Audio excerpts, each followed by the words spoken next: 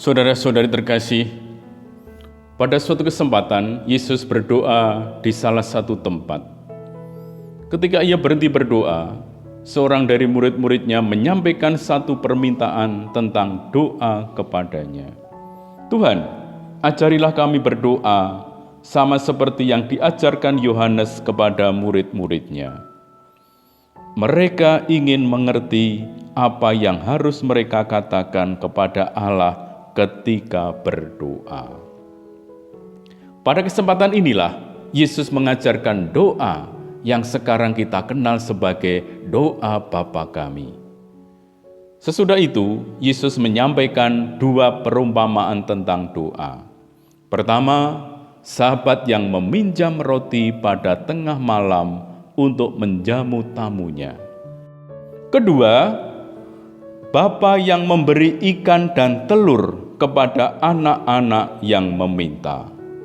Kisah ini bisa kita baca dalam Injil Lukas bab 11 ayat 1 sampai dengan 13. Para saudara, dalam perumpamaan ini Yesus mengambil kenyataan yang biasa terjadi dalam kehidupan orang Yahudi pada waktu itu.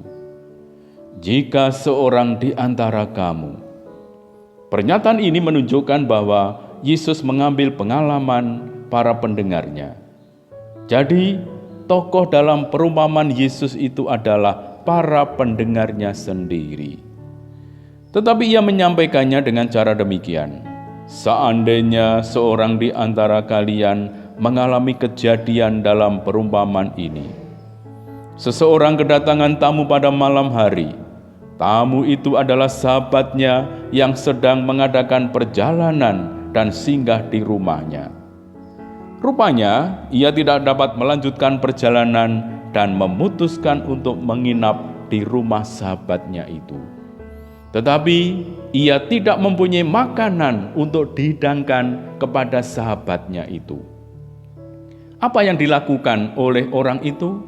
Ia pergi kepada sahabatnya yang lain untuk meminjam roti, walaupun malam sudah larut dan orang itu sudah tidur. Bila hal itu sungguh terjadi, sahabat yang dipinjami roti itu tidak akan berkata, "Jangan mengganggu aku, pintu sudah tertutup dan aku serta anak-anakku sudah tidur.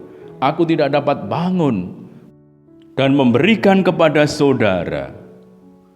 Tengah malam adalah waktunya orang tidur.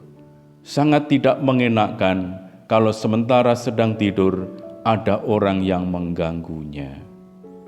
Tetapi karena sikap orang itu yang tidak tahu malu, maka akhirnya sahabatnya itu pun memberikan apa yang dimintanya. Sesudah menyampaikan perumpamaan itu, Yesus meminta para pendengarnya untuk berdoa. Mintalah, maka akan diberikan kepadamu. Carilah, maka kamu akan mendapat. Ketuklah, maka pintu akan dibukakan bagimu.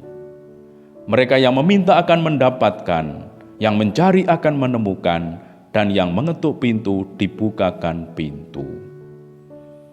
Tuhan mendengarkan semua doa yang disampaikan kepadanya.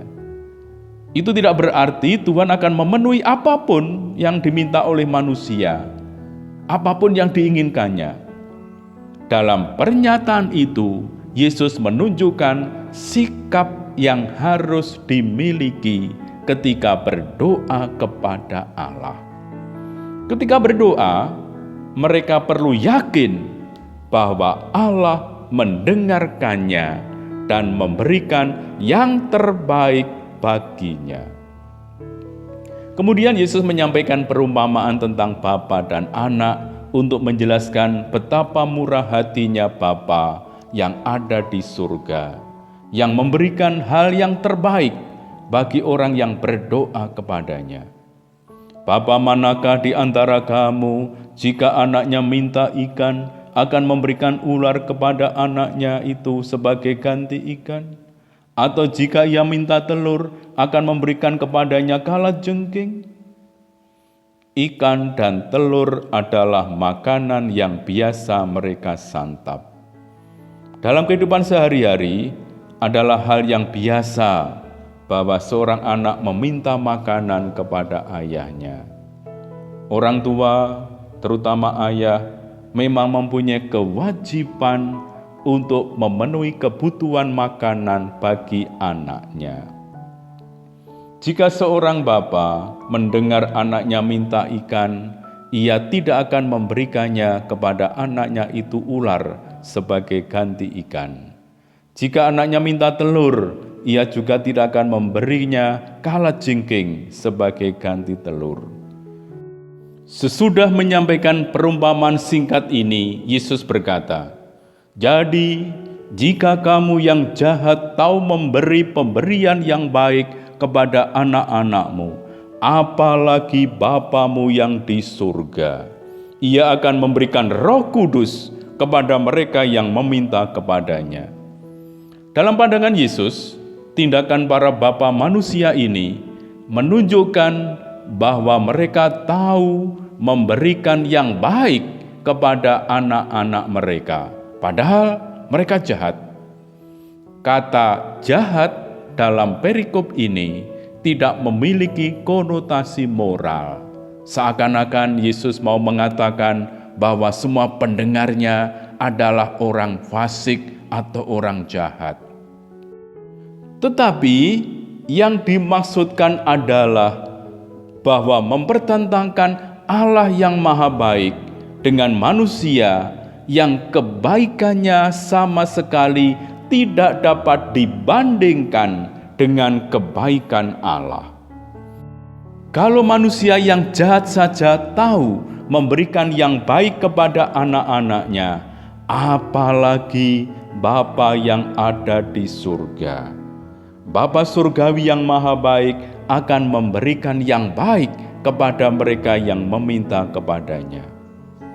Dalam Lukas ditegaskan bahwa hal yang baik yang diberikan oleh Allah kepada yang memintanya itu adalah Roh Kudus. Menurut Lukas, Roh Kudus adalah karunia tertinggi dan terbaik yang dapat diterima oleh manusia dari Allah. Para saudara, orang harus berdoa kepada Allah dengan penuh ketekunan. Tidak cukup kalau orang hanya dengan satu kali berdoa, berharap semuanya yang dikehendaki bisa terlaksana. Atau hanya dengan sekali berdoa dapat berharap Allah akan memenuhi apa yang dimintanya. Apa yang dimaksud dengan ketekunan berdoa? Terus-menerus berdoa atau berdoa tanpa henti.